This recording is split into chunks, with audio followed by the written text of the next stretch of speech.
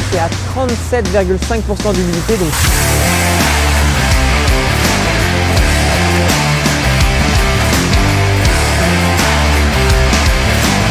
je ne sais même pas si on va réussir à tout mettre dans la benne. Et ça va pas du tout. Le manège fait du surplace au même endroit.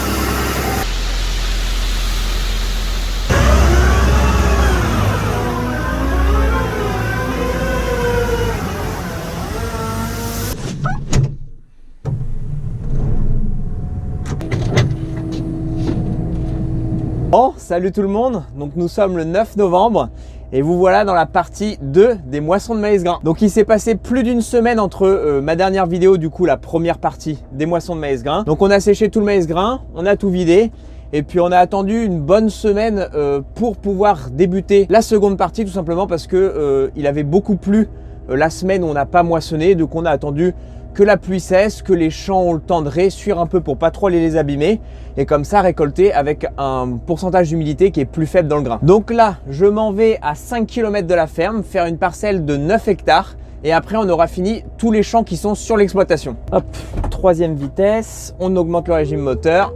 Mon père est devant moi pour ouvrir la route parce que bon, c'est une grosse départementale qui relie Caen, Deauville. Il y a beaucoup de circulation, surtout là, il est 17 h, donc c'est pile poil la sortie du travail. La route est pas vraiment très large, elle est étroite à certains moments. Donc avec les becs à maïs qui sont devant, je préfère assurer le coup. Donc voilà, n'oubliez pas de mettre un pouce bleu, de vous abonner et je vous souhaite une bonne vidéo. Nous on se retrouve au champ.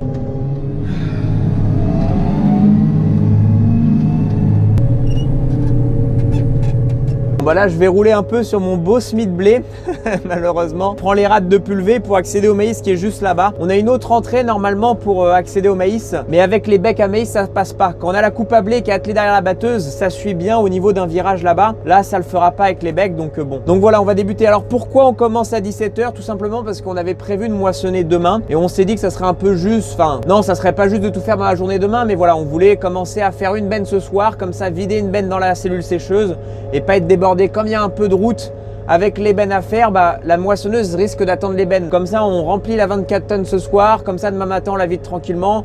Et après, le roulement avec les bennes devrait bien se faire. Je ne vais pas trop attendre. Je vais aller enlever la barre de signalisation qu'on a mis devant parce que comme on avait de la route, on met une barre de signalisation.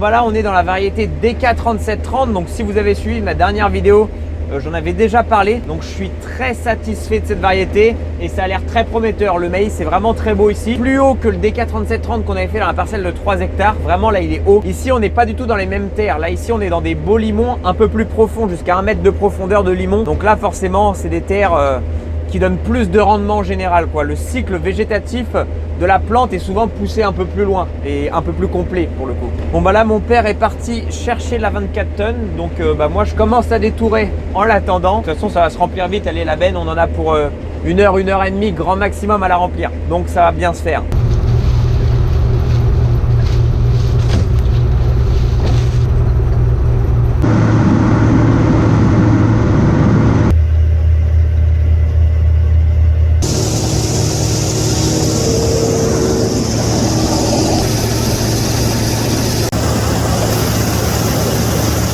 Bon, on arrête pour ce soir, la benne est pleine, donc le maïs a l'air de bien rendre comme je m'y attendais. Bon là on est à peu près presque à 100 quintaux humides, mais il faut savoir qu'on a fait que les tours du champ. Donc il y avait beaucoup de dégâts de sangliers, beaucoup de dégâts de géomise, un peu de couchers, de la concurrence D, etc. Donc c'est pas du tout représentatif de ce qu'on va faire quand on sera en plein milieu du champ. Donc je suis assez content. Et les becs ne sont pas tombés en panne, yes. Si vous avez vu ma dernière vidéo, c'était un enfer. Les becs n'ont pas arrêté de tomber en panne tout le temps. Avant la reprise, on a fait gros de réparations avec mon père, notamment mon père. Donc en l'occurrence, le moyeu qui avait pas arrêté de se dessouder, mon père a vraiment bien démonté, fait des grosses soudures devant, derrière, l'a passé après dans le tour pour bien meuler, tout ça, etc. pour bien tout remettre à plat. Donc normalement, ça devrait tenir. Et puis pareil, au niveau des becs à l'avant, des charnières, etc. On a fait plein de soudures partout pour tout renforcer. Donc bon, on croise les doigts. C'est vrai que ces becs... Donc voilà pour aujourd'hui. Là, j'ai 2,5 hectares de fait. Donc là, on se rentre. Je rentre avec mon père avec la benne. On videra la benne demain matin tous ensemble. Et après, on reviendra ici pour terminer le champ. Donc il n'y en aura pas pour trop longtemps. Donc voilà tout. Moi, je vous dis à demain.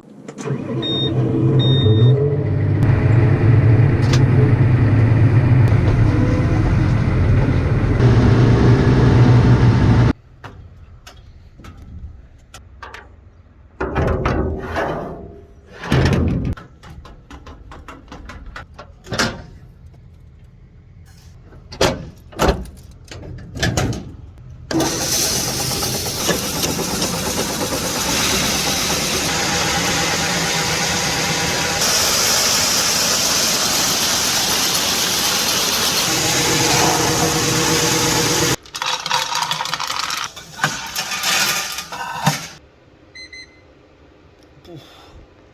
37,5. Ouais.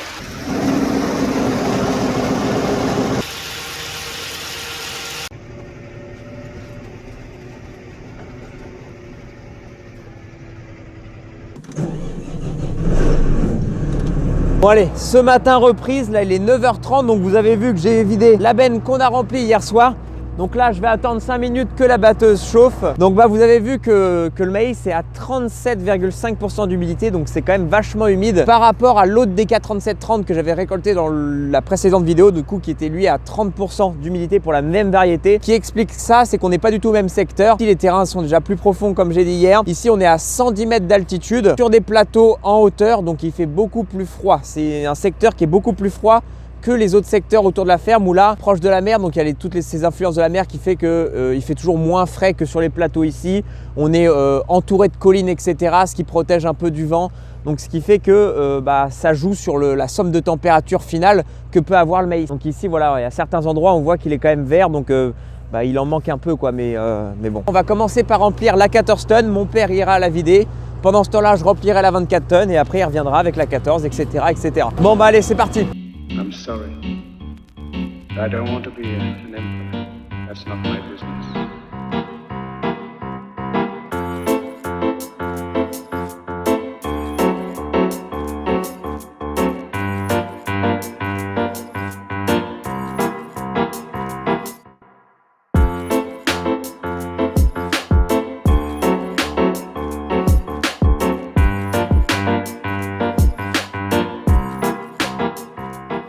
Bon voilà, on avance dans le chantier, ça rend plutôt pas trop mal. Mais bon, je m'embête pas mal, ça bourre pas mal au niveau des cueilleurs. Quand la tige est aspirée, il y a des sabots, du coup un écartement. Et il y a beaucoup d'épis de maïs qui se coincent au niveau de cet écartement et qui empêchent du coup que la marchandise s'achemine jusqu'au convoyeur. Pourquoi? Parce qu'il y a énormément de pieds qui ont double épi.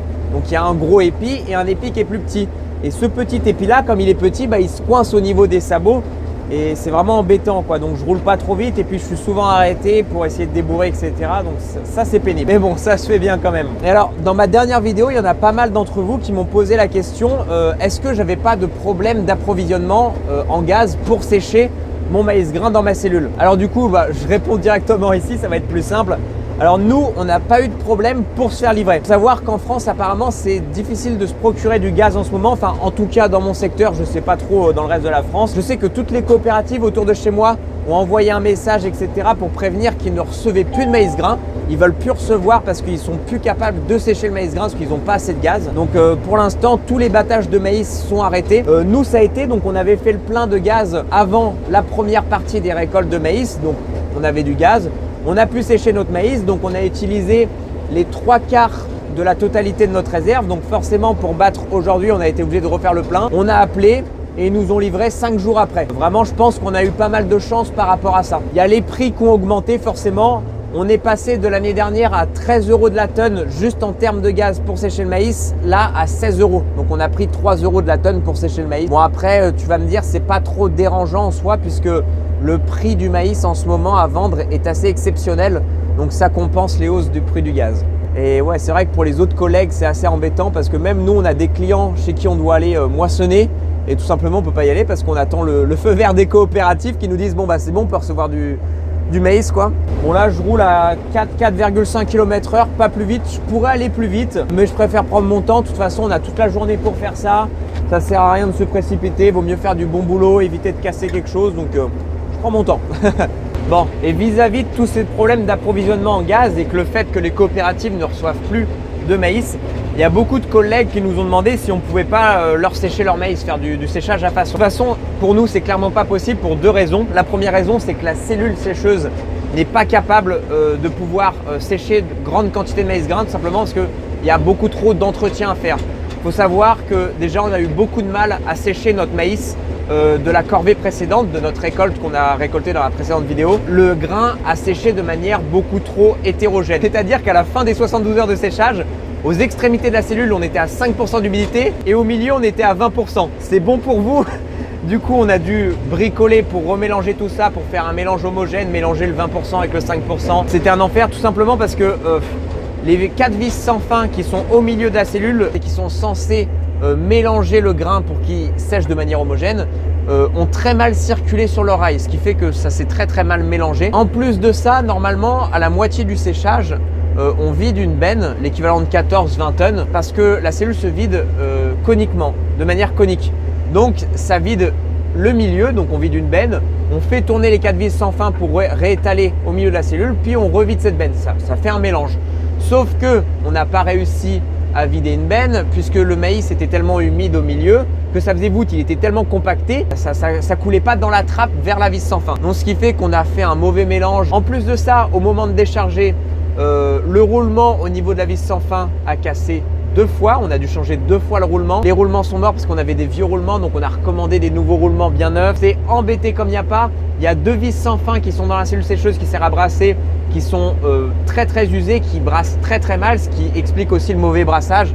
Enfin voilà, avant de pouvoir faire gros de séchage, il faut faire gros de réparation sur la cellule. Donc là, il nous tarde qu'une chose avec mon père, c'est que toutes ces corvées soient terminées et qu'on fasse cet hiver gros d'entretien et de réparation. Ça a été trop compliqué à sécher notre propre maïs pour seulement 100 tonnes que s'imaginer à faire du séchage à façon pour plein de collègues et la faire tourner 24 heures sur 24 pendant plusieurs semaines, c'est inimaginable. Et la deuxième raison, c'est si tout le monde a déjà du mal à s'approvisionner en gaz, nous on va avoir le même problème que tout le monde quoi. Nous je pense qu'on a eu de la chance, on a réussi à se faire livrer pour remplir nos 2 citernes, mais ça m'étonnerait que si on appelle toutes les semaines pour se faire livrer, qu'on se fasse livrer à chaque fois. Donc on arrivera au même problème je pense. Mais bon, je comprends les autres collègues qui ont envie de récolter leur maïs quoi. C'est un enfer. Il y en a, ils veulent semer du blé derrière leur maïs grain, etc. Et à quelle date on va pouvoir récolter, à quelle date on va pouvoir semer nos blés quoi. Donc voilà, nous ici on est assez content de pouvoir récolter dès maintenant parce que ici sur ces 9 hectares on va semer du blé. Donc là ça va, au 10 novembre, bon c'est pas encore trop tard, mais quand on arrive en décembre, après les sols ils réessuient plus du tout de la même façon, même s'il fait beau, etc. Enfin, et ça c'est problématique quoi. Moi j'aime bien le maïs, c'est une culture que j'adore conduire, vraiment. Déjà elle est très simple à conduire, c'est semis, de désherbage, récolte. Terminé. Je fais encore des tours de moissonneuse au mois de novembre, moi ça me plaît. Bon, je vais descendre des bois à la main parce que là, ça fait chier. Je vais vous montrer au passage le problème de ces doubles épis là. Bon voilà, c'est à cause de ça que je suis emmerdé. Vous voyez là, j'ai des pieds de maïs, tous mes pieds sont comme ça, sont avec double épi. Donc un gros épi ici, puis un plus petit en bas. Et à cause de ce plus petit, je vous montre, et à cause de ce plus petit épi, quand il se fait aspirer avec la tige, quand il est censé être retenu entre ces 2 sabots, comme il est petit, il se coince ici. Hop, il y en a plusieurs qui se coincent comme ça. Et ce qui fait qu'après, ça coince tout le monde. Après, on va pas se plaindre d'avoir de double épi quoi. Vraiment, c'est tous les pieds. Regardez là, double épi, double épi, double épi. Bon, c'est reparti. Bon voilà, je continue puis on se retrouve après.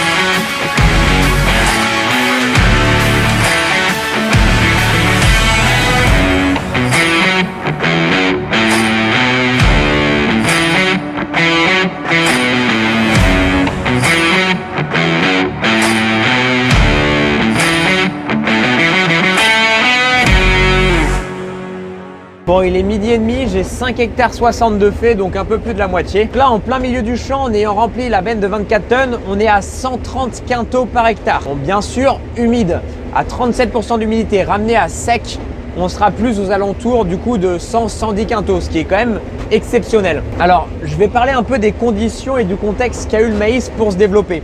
Ce qui pourrait expliquer son rendement et aussi ce qui pourrait expliquer qu'il y ait beaucoup de pieds avec 2 épis. Donc tout d'abord, après le semis, le maïs a beaucoup souffert de la mouche, de la géomise. Donc la géomise en fait c'est tout simplement un insecte, une mouche qui va s'introduire dans la plante de maïs et qui va la faire crever. Donc le pied va disparaître. Ça se fait quand il est au début de son développement, entre la levée et jusqu'à les 6 feuilles maximum. Ça en fait c'est favorisé lorsque le maïs met beaucoup de temps à se développer, lorsqu'il a un départ trop lent. Cette année, en fait, après le semis, il a vraiment fait froid et il a gelé quasiment tous les matins, une petite gelée blanche.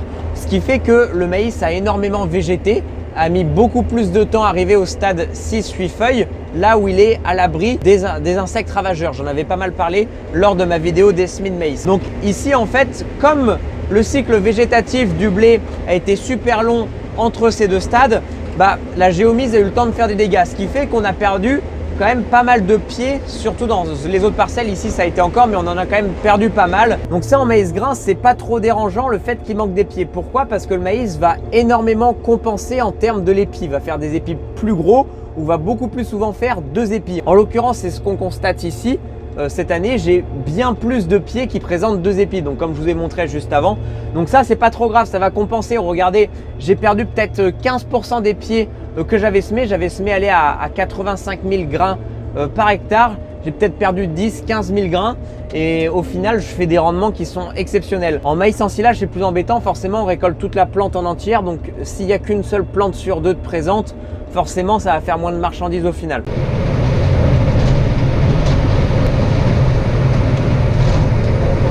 Et voilà, c'est bon, les becs ils ont tenu, ils sont pas tombés en panne. Donc voilà, déjà les 9 hectares de fait, il est 17 h déjà. Je suis bien content du chantier, bien content des rendements. Maintenant il n'y a plus qu'à replier et à rentrer à la ferme. Bon dans cette partie 2 des moissons de maïs grain, je voulais pas que vous emmener ici dans cette parcelle, je voulais aussi vous emmener du coup chez notre client récolter les 5 hectares. Sauf que comme les coopératives ne reçoivent pas le maïs, on n'est pas prêt de le récolter tout de suite. Je sais pas du tout quand est-ce qu'on va le récolter. Ça va, on va pas semer de blé derrière, donc bon, ça nous stresse pas trop, tant pis si on le récolte plus tard. Mais bon, ce qui m'embête, c'est que moi j'aurais bien aimé du coup hiverner la batteuse, sauf que je peux pas commencer à l'hiverner tant que j'ai pas fini tous les maïs forcément. Donc j'espère qu'on va pas faire ça au mois de décembre non plus quoi. Hop là. Et dis donc, je sais même pas si on va réussir à tout mettre dans la benne. Regardez, la benne est pleine comme ça et il me reste ça, il y a peut-être allé 500 kg, une tonne.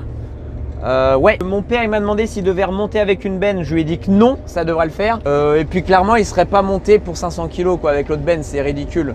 Je vais en mettre au maximum dans la 14 tonnes et puis ce qui restera dans la batteuse, je le descendrai avec la batteuse quoi. C'est pas bien de descendre avec une trémie pleine quoi, parce que c'est le centre de gravité n'est pas du tout le même, ça serait beaucoup trop lourd pour faire de la route. Là s'il reste 100-200 kg dans la trémie, c'est vraiment pas méchant quoi, c'est vraiment pas dangereux. Ça va pas le faire. J'ose pas trop remplir l'arrière de la benne parce que c'est pas très étanche. Oh, tout y est passé. Oh merde. Bon, moi je vais laisser la batteuse là, on la ramènera que demain. Je vais ramener la 14 tonnes à la ferme, la vider dans la cellule sécheuse et on va mettre en route ensemble la cellule sécheuse pour qu'elle commence d'ores et déjà à sécher le grain. Donc moi je reviendrai dans ce champ là demain pour commencer à préparer le sol et pour pouvoir semer le blé du coup vendredi ici, comme ça on sème avant la pluie. Ils annoncent peut-être de la pluie la semaine prochaine, donc ça serait bien que ça soit fait. Et puis voilà quoi, donc à tout de suite à la ferme.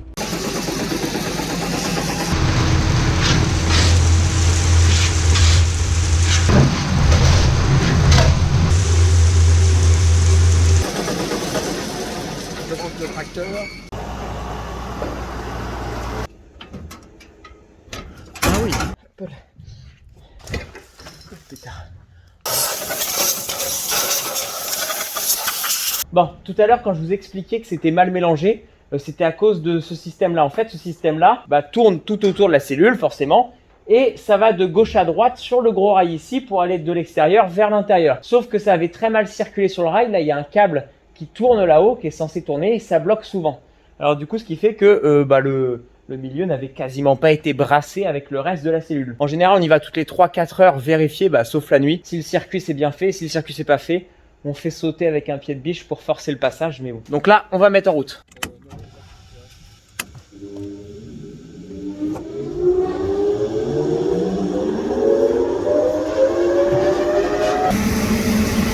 Donc le brûleur ici réglé sur 55 degrés, là il fait 14 actuellement. Donc en fait on le règle à 55 degrés, ça va chauffer jusqu'à aller à 60 degrés. Une fois à 60 tout se coupe, ça redescend à 50 degrés et à 50 degrés ça recommence, ainsi de suite, ainsi de suite.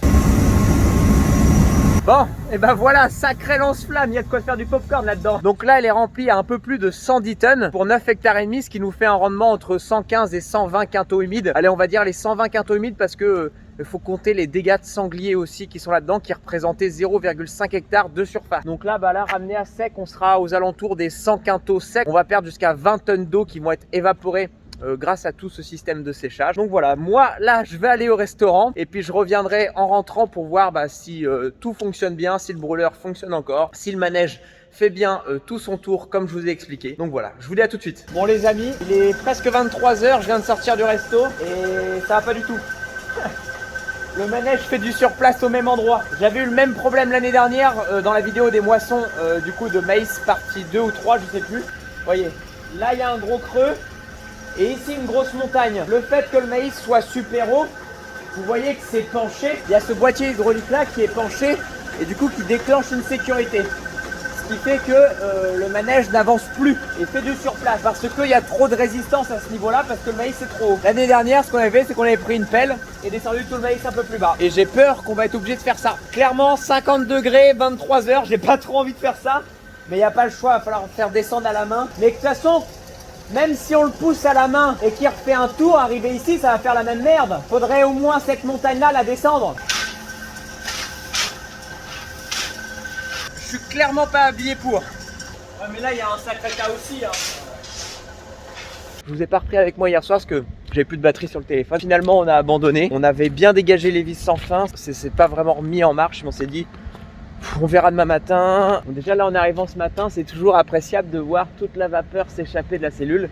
Ça veut dire qu'elle a bien fonctionné toute la nuit parce que ça peut arriver que le brûleur s'arrête parce qu'il y a un détecteur de flamme devant le brûleur qui peut s'encrasser. Il s'encrasse à force de se recevoir un lance-flamme sur la tronche et du coup tout se coupe. À 8 degrés.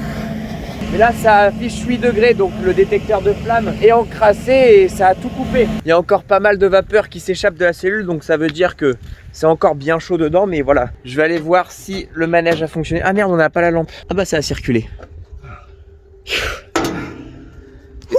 C'est rassurant. Oh il fait chaud. Ah bah vous pouvez pas savoir à quel point je suis content. J'avais clairement pas envie de reprendre les pelles comme hier soir et qu'on y a fait hier soir avec les pelles à main, ça a fonctionné, ça a pu libérer un peu et on voit bien que ça a bien brassé toute la nuit parce que le tas est vachement plus équilibré qu'hier. Donc là il y a juste le détecteur de flamme à nettoyer.